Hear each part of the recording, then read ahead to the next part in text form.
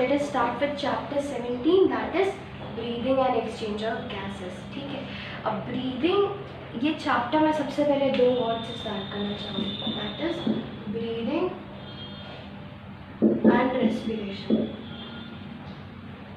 ठीक है, जो लोग मेरे से क्लास 10th में थोड़ा भी क्लास अटेंड किए हुए हैं ना ह्यूमन फिजियोलॉजी का, they know the difference between this. जो नहीं किए हैं उनके लिए what is the difference between breathing and respiration. Class 10 तक कई बार लोग इसको इंटरचेंजेबली यूज कर लेते हैं, पर अब आपको इसके बीच में डिफरेंस समझना है ना। ब्रीदिंग जो हम सांस लिए एंड छोड़े that is just called breathing, है ना, वो रेस्पिरेशन नहीं होता है। रेस्पिरेशन क्या होता है आप समझिए। ब्रीद हम क्यों करते हैं? ब्रीद हम करते हैं ऑक्सीजन लेने के लिए एंड ब्रीद आउट करते हैं कार्बन डाइऑक्साइड छोड़ने के लिए। इसका क्या मतलब हुआ? ज़रूर आपके बॉडी में ऑक्सीजन का ज़रूरत होगा एंड कार्बन डाइऑक्साइड प्रोड्यूस हो रहा होगा, उसको आपको एलिमिनेट करना होगा। तो इस ऑक्सीजन का ज़रूरत आपको क्यों होता है ना। आपके बॉडी में एक मेन एनर्जी गिविंग सोर्स होता है that is called as glucose, है ना। Glucose that is the main carbohydrate. इस ग्लूकोज से आपको एनर्जी मिलती है। अब ये एनर्जी कैसे मिलती है? इस ग्लूकोज का ऑक्सीडेशन होता है, इस ग्लूकोज का ऑक्सीडेशन होता है एंड इस ग्लूकोज के ऑक्सीडेशन के वजह से आपको एनर्जी मिलती है। अब ये ऑक्सीडेशन जब ग्लूकोज का होता है तो ऑक्सीडेशन मतलब क्या? Addition of oxygen. ये ऑक्सीजन आएगा कहाँ से? बाहर से, एयर से। दैट इज वाई ब्रीदिंग से आप ऑक्सीजन लेते हैं, है ना। अब जब इस ग्लूकोज का ऑक्सीडेशन हो गया तो बाई प्रोडक्ट में क्या बनता है? बाई प्रोडक्ट में आपका बनता है carbon dioxide that is CO2। अब इसलिए इस CO2 को आपको बाहर छोड़ना है ना। तो ऑक्सीजन अंदर लेने को एंड कार्बन डाइऑक्साइड बाहर छोड़ने को that is called as breathing. ठीक है, रेस्पिरेशन क्या हुआ? This process of oxidation of glucose to produce energy that is known as respiration. ठीक है, अब याद रहेगा कभी भी ब्रीदिंग एंड रेस्पिरेशन को अब एक नहीं समझना, है ना, अलग अलग चीज़ है। इफ़ आई अगर जब भी क्लास स्टार्ट होते हैं and if I ask you about respiration, कोई ब्रीदिंग बोला तो फिर बहुत मार खाएगा। ठीक है, चलिए इसके आगे बढ़ते हैं। अब ये जो ब्रीदिंग है इसके प्रोसेस के बारे में हम लोग इस चैप्टर में जानेंगे। रेस्पिरेशन जो है that is same in plants and animals, है ना। तो रेस्पिरेशन जो है, जो मतलब सेल के लेवल में ग्लूकोज कैसे ऑक्सीडाइज होता है, कैसे एनर्जी निकलता है, that you will study in plant physiology, that is respiration in plants. लिखा है नाम रेस्पिरेशन इन प्लांट्स, पर सारे ऑर्गेनिजम्स में इट इज द सेम। ठीक है, तो रेस्पिरेशन हम लोग इस चैप्टर में डील नहीं करेंगे, will deal it in respiration in plants. Breathing के बारे में और उससे रिलेटेड जो भी चीज़ है, ऑक्सीजन कैसे ब्लड में आता है, कैसे टिश्यूज तक पहुंचता है, everything will be dealt in breathing and exchange of gases. ठीक है, तो हम स्टार्ट करते हैं अपना ब्रीदिंग से, है ना। Let us start with breathing.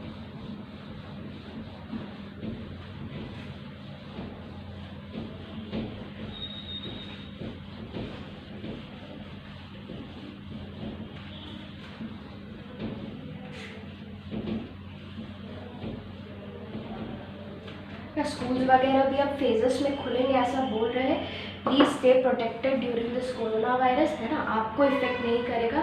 We are healthy, है ना, healthy young people. Just keep your protection, always wear your mask. कभी भी बाहर में हाथ को आँख मुँह नाक में नहीं लगाना है ना।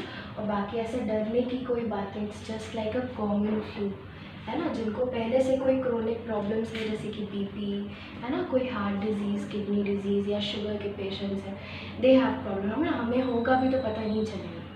ठीक है, तो स्कूल्स खुलेंगे, अब आप रेडी हो जाइए एंड प्लीज़ स्टार्ट स्टडिंग। एक बार में बहुत प्रेशर आज निकल देता। चलिए, आपका NCERT सबसे पहले ब्रीदिंग एंड रेस्पिरेशन से स्टार्ट किया, उसके बाद आपका NCERT कुछ रेस्पिरेटरी ऑर्गन्स के बारे में बताता है।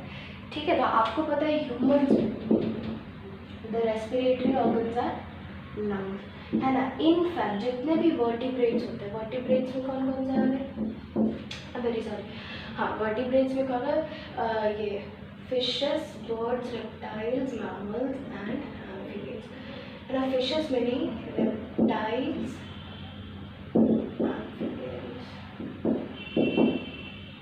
एम्फीबियंस पहले लिखना है ना, फिर रेप्टाइल्स लिखना।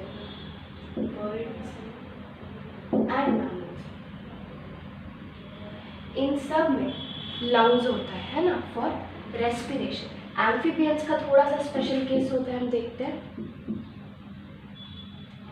है ना। एम्फीबियंस में आपका एक लार्वल स्टेज होता है, तो जो लार्वल स्टेज होता है आपका, है ना, जैसे कि फ्रॉग का लार्वल स्टेज को हम क्या कहते हैं, that is tadpole. Tadpole breathe through gills, है ना, that is a purely aquatic form. Tadpole जो होता है फिश की तरह होता है and it breathes through its gills, है ना। और जो आपका एडल्ट फॉर्म होता है ना, आपको पता है एडल्ट, एम्फी मतलब होता है टू, है ना, एम्फी मतलब बाई या टू जैसे टाई। तो एम्फीबियंस क्यों बोलते हैं, because they can live both in land and water. तो जब ये लैंड में रहेंगे तो दे विल यूज लंग्स, है ना, बकल कैविटी भी यूज करते हैं,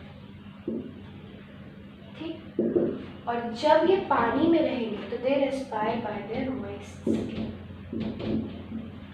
दे respire by their moist skin, ठीक है, ये हो गया। उसके बाद हम आते हैं आपका बाकी के में, है ना, वर्टिब्रेट्स के बारे में हमने जान लिया। हाँ, इसके साथ जो फिशेस होती है आपकी, फिश के बारे में बताना भूल गए, जो भी एक्वाटिक फॉर्म होते हैं आप याद रखना, है ना, all the aquatic form generally respire through gills, है ना। तो सिंस आपका एम्फीबियन का लार्वल फॉर्म जो टैडपोल होता है दैट इज टोटली एक्वाटिक, तो it respires through gills. Fishes भी आपका गिल्स से रेस्पायर करते हैं, ठीक है। ये हमारा हो गया वर्टिब्रेट्स के बारे में। कुछ लोअर ऑर्गेनिजम्स के स्पेशलिटी के बारे में आते हैं, है ना।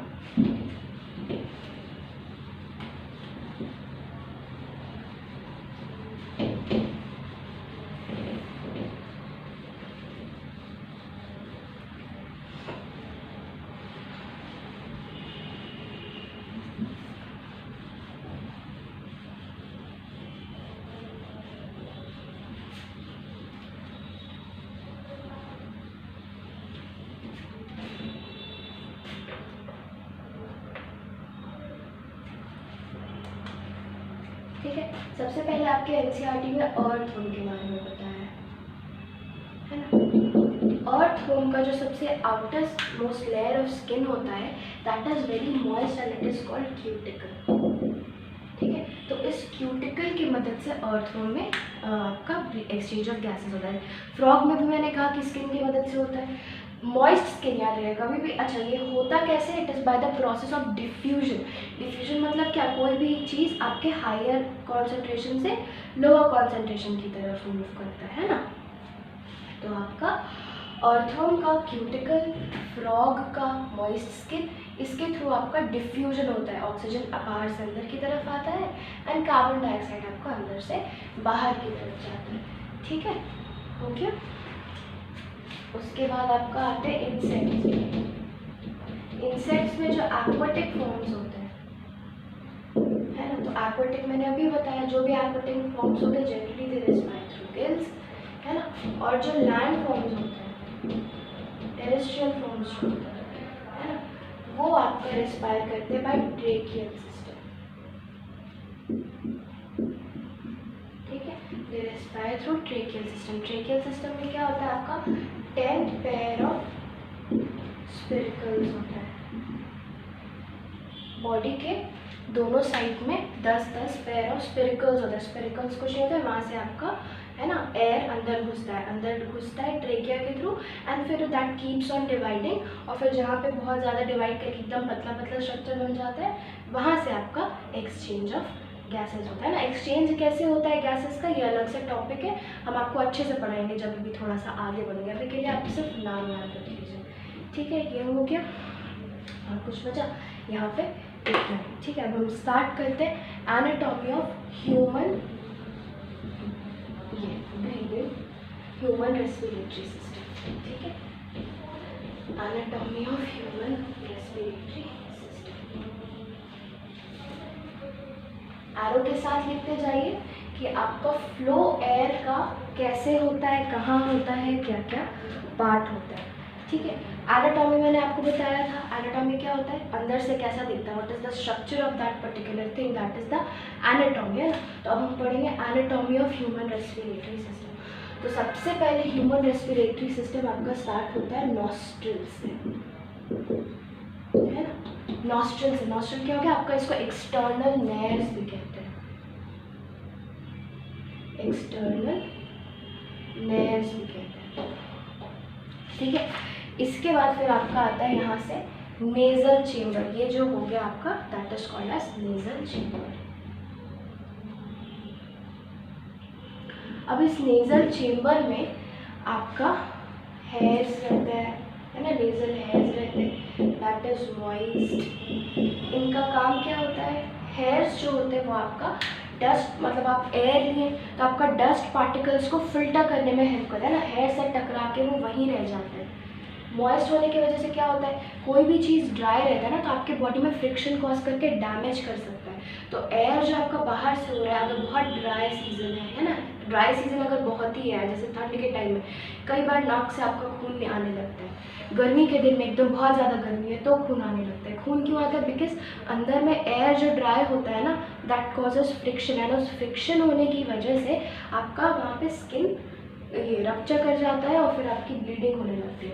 तो एयर अगर आपका ऐसे अंदर जाएगा तो it will cause damage to your respiratory system, है ना, जो भी पैसेज है। तो उसके लिए नेजल चेम्बर में आपका म्यूकस का सिक्रेशन होता है ना। और म्यूकस क्या होता है, स्लाइमी सब्सटेंस जो कि आपका पूरा लाइन करता है ना।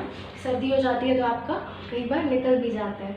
ठीक है, तो म्यूकस का क्या काम होता है, it makes the air moist, है ना, ताकि वो जब आपका रेस्पिरेटरी सिस्टम से फ्लो करे तो आपका फ्रिक्शन कम कॉज करे ना, डैमेज नहीं हो आपको।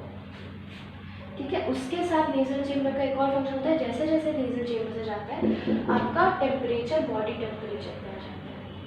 टेम्परेचर, है ना, जो एयर का टेम्परेचर होता है वो आपके बॉडी टेम्परेचर पे लाया जाता है ताकि बॉडी के अंदर जाकर के वो हार्म ना करे ना। ठंड के दिन में आप गर्म गर्म सांस लेते, एकदम ठंडा ठंडा सांस लेते हैं ना, ये जब सांस छोड़ते हैं तो कैसा आता है, that is just as your body temperature, है ना। तो नेजल चेम्बर का ये 3 मेन काम होता है। ठीक है, उसके बाद आपका नेजल चेम्बर, ये नेजल चेम्बर हो गया आपका। यहाँ पे जो आपका जहाँ से स्कल के अंदर जो एंटर करता है, स्कल में भी ओपनिंग होता है, आपने स्कल की फोटो देखी है, दिस इज द कार्टिलेज। इसके अंदर मैं जैसे ही जाऊंगी तो फिर से ओपनिंग आएगा, उनको हम बोलते हैं इंटरनल लेयर, इंटरनल लेयर्स, है ना, ये अंदर की ओपनिंग होती है, इंटरनल लेयर्स। ठीक है, इंटरनल लेयर्स से आपका फिर अंदर का रेस्पिरेटरी पैसेज स्टार्ट हो जाता है। Internal layers open into nasopharynx, internal layer या इंटरनल ओपनिंग, है ना, जहाँ से स्कल के अंदर घुसता है, नेजोफेरिंक्स। नेजोफेरिंक्स क्या होता है, फेरिंग्स आपको याद है, क्लास 10th में पढ़े थे। फेरिंग्स आपका वो कैविटी होता है that is the common cavity between your nasal cavity and your buccal cavity. इन दोनों के कॉमन पैसेज जहाँ से होता है that is called as pharynx, है ना। अब ये फेरिंग्स, पहले मान लेते हैं ये नोज है, ये नेजल कैविटी है, ये दोनों पीछे जाके एक कैविटी में मिलता है, that is called as pharynx, है ना। अब ये फेरिंग्स फिर से जाके 2 जगह पे डिवाइड करता है, एक आपका विंड पाइप की तरफ चल जाता है, एक आपका फूड पाइप की तरफ चल जाता है ना। यहाँ पे जब आप टच करिएगा, ये जो टच होता है that is your trachea, this is your wind pipe. तो याद रखना, विंड पाइप आगे होता है, ईसोफेगस या फूड पाइप पीछे होता है। ठीक है, तो फेरिंग्स से फिर आपका ये दोनों चीज़ वापस अलग हो जाता है। फेरिंग्स का 3 पार्ट होता है आपका। ठीक है, एक होता है नेजोफेरिंग्स जो नोज के पीछे आपका नेजल कैविटी से कनेक्ट, मतलब नेजल कैविटी के पास रहता है। एक होता है ओरोफेरिंग्स जो आपका बकल कैविटी के जस्ट पीछे रहता है, एंड दूसरा होता है लेरिंगोफेरिंग्स। लेरिंगोफेरिंग्स वो जगह होता है जहाँ पे कि आपका ये फेरिंग्स 2 पार्ट में डिवाइड करता है ना, एक ईसोफेगस की को चला जाता है, एक आपका ट्रेकिया को चला जाता है। ठीक है, तो तीनों पार्ट आपको याद नहीं रखना है, बस आपको याद रखना है कि ये इंटरनल लेयर्स फिर किस में ओपन होंगे, नेजोफेरिंग्स, है ना। फेरिंग्स का 3 चेम्बर, एक ही चेम्बर है, बस हम उसको अपने पढ़ने के लिए हम उसको 3 पार्ट में डिवाइड कर दिए। ठीक है, तो नेजोफेरिंग्स हो गया। नेजोफेरिंग्स के बाद आपका फिर दिस ओपन्स इनटू ट्रेकिया के पहले आपका आएगा लैरिंग्स, है ना। What is लैरिंग्स? लैरिंग्स is the upper most portion of your trachea. लैरिंग्स is the upper, अच्छा मैं जैसे जैसे इसका आपको डिस्क्रिप्शन दे रही हूँ, इसके बगल में आप लिखते जाना, है ना। मैं यहाँ पे लिख नहीं रही हूँ, अलग से नोट्स नहीं दे रही हूँ, तो इसके बगल में प्लीज़ आप लिखते जाना कि इसका क्या काम हो रहा है ना, मैं एक एक के बारे में आपको बता रही हूँ। जैसे तो लैरिंग्स क्या होता है, it is the top most portion of your trachea, है ना, it is the top most portion of your wind pipe, है ना। इसका काम क्या होता है, इट इज़ मॉडिफाइड, है ना, टू प्रोड्यूस साउंड, इसलिए इस लैरिंग्स को हम साउंड बॉक्स भी कहते हैं, इस लैरिंग्स को हम साउंड बॉक्स भी कहते हैं, ठीक है। और ये जो साउंड बॉक्स में होता क्या है, साउंड कैसे प्रोड्यूस होता है आपके बॉडी में, थोड़ा सा बता दें, इतना डेप्थ में नहीं जानना है। ये जो लैरिंग्स होता है या साउंड बॉक्स होता है ना, it is made up of various types of cartilage, है ना। और ये कार्टिलेज के अंदर ना मेम्ब्रेन होता है, ठीक है। मेम्ब्रेन क्या होता है, सिंपल कुछ नहीं, ऐसे पतला शीट जैसा स्ट्रक्चर होता है। आप जैसे सांस छोड़ते हैं ना, दैट गेट्स वाइब्रेटेड, और उस वाइब्रेट करने की वजह से आपका साउंड आता है, ठीक है। फिर ये जो साउंड ऊपर आया, ये साउंड ऊपर आने के बाद आप अपने लिप्स, टीथ्स एंड टंग से उसको मॉडिफाई करके अलग अलग तरह का चीज़ निकालते हैं ना। तो ये जो मेम्ब्रेन होता है विच वाइब्रेट्स, है ना, to produce sound, that is known as your vocal cords, है ना, उसी को हम वोकल कॉर्ड्स कहते हैं। एंड सिंस प्यूबर्टी के बाद मेल्स की आवाज़ भारी हो जाती है, तो आप याद रखना ये जो वोकल कॉर्ड्स होते हैं that is more developed in males than in females and children, है ना। बच्चों का और फीमेल्स का ये जो वोकल कॉर्ड होता है ये कम डेवलप्ड होता है, और जो मेल्स का होता है this vocal cord is more developed, है ना। इसलिए प्यूबर्टी के बाद, है ना, एडोलेसेंस हिट करने के बाद उनका एडम्स एप्पल आ जाता है ना। What is Adam's apple? Adam's apple कुछ नहीं है, दैट इज जस्ट डेवलप्ड लैरिंग्स, है ना। तो मेल्स में एकदम डेवलप कर जाता है तो बाहर से दिखता है, फीमेल्स में ऐसे डेवलप नहीं करता है तो इट इज़ नॉट विजिबल, है ना। तो ये लैरिंग्स होता है आपका साउंड बॉक्स, इसमें आपका वोकल कॉर्ड्स होते हैं, वोकल कॉर्ड्स वाइब्रेट करते हैं, वाइब्रेट करने की वजह से आपका साउंड प्रोड्यूस होता है ना। इसके आगे एरो देके लिखना है, जगह ही नहीं है, हम रख दो।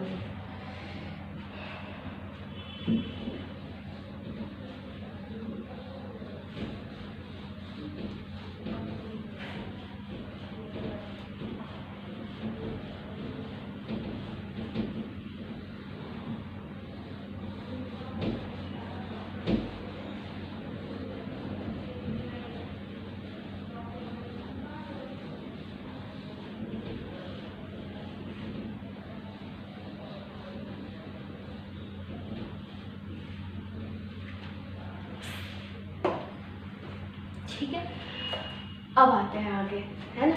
तो लैरिंग्स मैंने कहा था ट्रेकिया या आपके विंड पाइप का टॉप मोस्ट पोर्शन है। तो लैरिंग्स के बाद हम लिखेंगे ट्रेकिया, है ना। ट्रेकिया क्या होता है? It is your wind pipe, it is your wind pipe, है ना।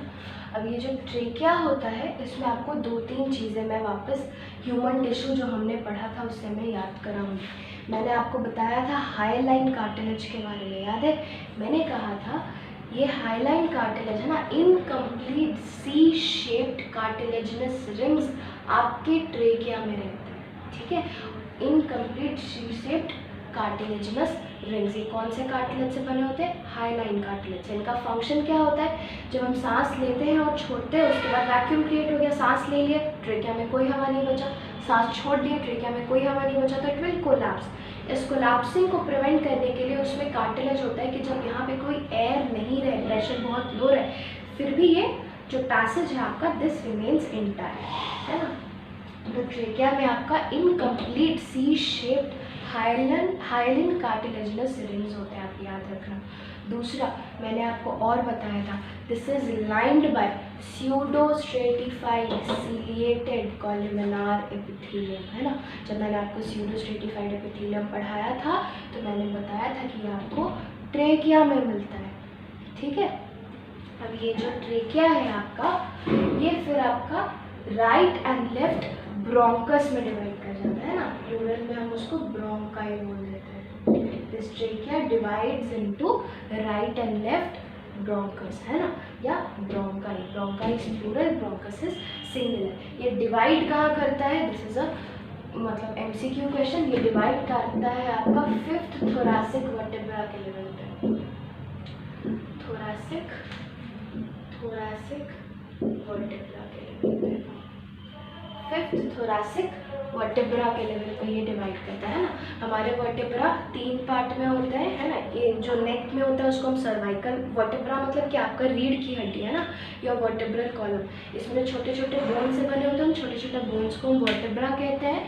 तो तो जो नेक में जो वर्टेब्रा रहता है उसको हम सर्वाइकल वर्टेब्रा कहते हैं। जो मेरा चेस्ट में रहता है ना, दिस पोर्शन, उसको हम कहते हैं थोरैसिक वर्टेब्रा, बिकॉज वो थोरैसिक कैविटी के पीछे होता है। फिर उसके नीचे हम कहते हैं लंबर, है ना, जो थोरैसिक कैविटी के नीचे एब्डोमेन के आपका पीछे आ गया, that is called as lumbar vertebra, है ना। तो जो थोरैसिक वर्टेब्रा होता है, जो 5th थोरैसिक वर्टेब्रा होगा, उस लेवल पे आपका ट्रेकिया 2 में डिवाइड कर रहा है ना। हम लोग वर्टेब्रा से कई बार लेवल बताते हैं ना, जैसे लिवर का अलग लेवल होता है, स्टमक का अलग लेवल होता है। तो हम लोग जब एनाटॉमी पढ़ते हैं तो हम लोग उसको थोरैसिक मतलब कि वर्टेब्रा का लेवल के हिसाब से बताते हैं। अब ये ब्रोंकाई जो होता है, सबसे पहले 2 में डिवाइड किया, उसको हम ये 3 तरह का ब्रोंका है ना डिवाइड करता जाता है। सबसे पहले दैट डिवाइड्स इनटू प्राइमरी, ठीक है, फिर आता है सेकेंडरी, फिर आता है टर्शियरी, ठीक है, कीप्स ऑन डिवाइडिंग। फिर ये जो टर्शियरी ब्रोंकाई होता है फिर वो डिवाइड करता है ना, it divides into bronchioles, many small bronchioles. इसका ऐसे हम एज सच लेवल्स नहीं स्पेसिफाई करते जैसे इसका कि इट कीप्स ऑन डिवाइडिंग। फिर जब एकदम एंड पे आ जाता है ब्रोंक्यूल्स, तो फिर सबसे पहले आपका जो एंड का ब्रोंक्यूल्स होता है उसके पहले हम उसको बोलते हैं टर्मिनल ब्रोंक्यूल्स। टर्मिनल मतलब आप समझते हैं एकदम एंड का, है ना, टर्मिनल ब्रोंक्यूल्स, ठीक है, टर्मिनल ब्रोंक्यूल्स। तो टर्मिनल ब्रोंक्यूल्स तक जो होता है ऊपर से लेके, है ना, हमने कहाँ से स्टार्ट किया था, एक्सटर्नल नेर्व्स, है ना, या नॉस्ट्रल से लेकर के terminal bronchioles, this consist the conducting part of your respiratory system, है ना। वहाँ से लेके यहाँ तक कोई भी एक्सचेंज ऑफ गैस नहीं होता है। ये सिर्फ आपका एयर को कंडक्ट, है ना, या ट्रांसपोर्ट करने के या ट्रांसफ़र करने के काम आता है। तो वहाँ से लेके यहाँ तक आप लिख लो, कहाँ से लेके, नॉस्ट्रल से लेकर के टर्मिनल ब्रोंक्यूल्स तक, this is your conducting part of the respiratory system. अब जैसे जैसे हम इसके आगे जाएंगे, कंडक्ट तो करेगा ही है, कंडक्टिंग पार्ट तो होगा ही, पर अब रेस्पिरेशन भी स्टार्ट हो जाता है, आई एम वेरी सॉरी, ये एक्सचेंज भी स्टार्ट हो जाता है आपका गैसेस का, है ना। तो उसको हम एक्सचेंज पार्ट भी कहते हैं या उसको रेस्पिरेटरी पार्ट भी कहते हैं। एज रेस्पिरेटरी वर्ड कभी कभी इंटरचेंजेबली यूज़ किया जाता है, पर एज सच आप डेफिनेशन देखेंगे तो वही डेफिनेशन है जो मैंने आपको स्टार्टिंग में बताया, है ना। यहाँ से मैं रब कर रही हूँ, यहाँ तक आप लिख लेना, this is the conducting part, और फिर इसके आगे हम बता रहे हैं।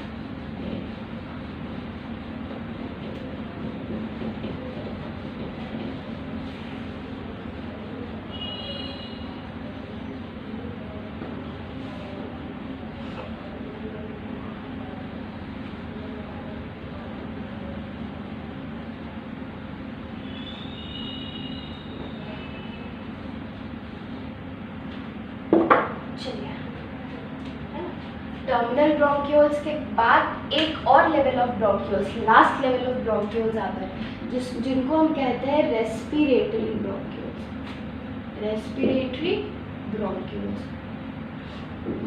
ये जो ब्रोंक्यूल्स होते हैं, नाम से ही पता चल रहा है, यहाँ से आपका एक्सचेंज आपका स्टार्ट हो जाता है, ठीक।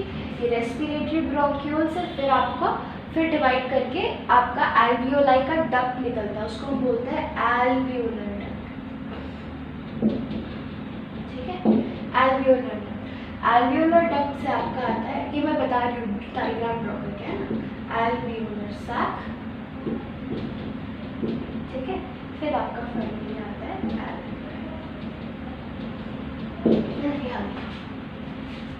रेस्पिरेटरी ब्रोंक्यूल तक डिवाइड करके बना, है ना। फिर आपका ये एल्वियोलर डक्ट्स में डिवाइड करता है ना। फिर उसके बाद ऐसे ऐसे स्ट्रक्चर्स होते हैं जिनको कि हम एल्वियोलर सैक बोलते हैं, ठीक है, और इनमें ऐसे ऐसे बहुत छोटा छोटा प्रोट्रूजन्स होते हैं, है ना, इस तरह का, इनको हम एल्वियोलाई बोलते हैं, आप याद रखें, ठीक है। तो ये जो बड़ा बड़ा स्ट्रक्चर हो गया, दीज आर एल्वियोलर सैक, उसमें जैसे प्रोट्रूजन्स रहते हैं उनको एल्वियोलाई कहते हैं, बैग लाइक स्ट्रक्चर्स। इनका जो डक्ट होता है उसको एल्वियोलर डक्ट कहते हैं।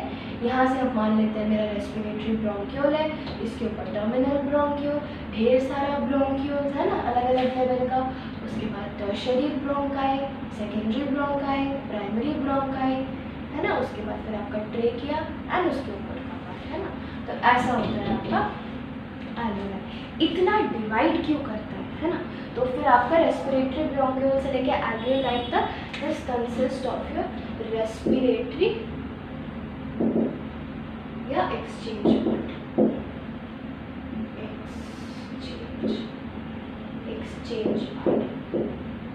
ना। इतना डिवाइड क्यों करता है? तो इतना डिवाइड इसलिए करता है कि मैंने आपको बताया था कोई भी चीज़ एक्सचेंज करने के लिए, है ना, आपका मेम्ब्रेन को पतला होना बहुत ज़रूरी है ना। मैंने जैसे आपको इसमें ही एग्जांपल दिया था, ये बुक है, इसके ऊपर मैं पानी डालूंगी, ठीक है, मान लेते प्लास्टिक कवर नहीं है, आई जस्ट लेट अस से अ बंडल ऑफ पेपर है, ठीक है, उसके ऊपर मैंने पानी डाला, ठीक, तो वो तुरंत तो निकलेगा नहीं नीचे, it is very difficult for the water to penetrate, है ना। लेकिन अगर मैं वही एक सिंगल शीट ऑफ पेपर ले लूँ और उसके ऊपर फिर मैं पानी डालूँ, इट इज़ ईजियर कि आपका पानी क्रॉस कर जाए, है ना। तो आपको यहाँ पे इतना डिवाइड इसलिए किया है क्योंकि आपको एक्सचेंज करना है। किसका एक्सचेंज करना है? ऑक्सीजन एंड कार्बन डाइऑक्साइड का एक्सचेंज करना है। तो ये एक्सचेंज फैसिलिटेट करने के लिए ये क्या होता है, एकदम पतला होते जाता है ना, जैसे जैसे डिवाइड करता है उसका जो ये लेयर होता है वो एकदम थिन हो जाता है, इतना थिन, यहाँ आते आते तक this is 1 cell layer thick, सिर्फ 1 सेल लेयर थिकनेस होता है यहाँ का, इसलिए गैसियस एक्सचेंज पॉसिबल होता है। दूसरा, ये डिवाइड इतना इसलिए करता है ताकि सरफेस एरिया बढ़ जाए, जितना ज़्यादा सरफेस एरिया उतना ज़्यादा अमाउंट में आपका एक्सचेंज हो पाएगा, है कि नहीं। तो इसीलिए इतना डिवाइड क्यों करता है? पहला तो सरफेस एरिया इंक्रीज करने के लिए, दूसरा ताकि ये 1 सेल लेयर थिक हो जाए तो आपका एक्सचेंज अच्छे से हो जाए, है ना। इसमें एक दो चीज़ और बताएंगे, ये जो इसके बाद नेक्स्ट क्लास में डिस्कस करेंगे, है ना। यहाँ तक आपका एनाटॉमी जो आपका ये जो जैसे भी रेस्पिरेटरी पैसेज जो होता है उसके बारे में मैंने बता दिया।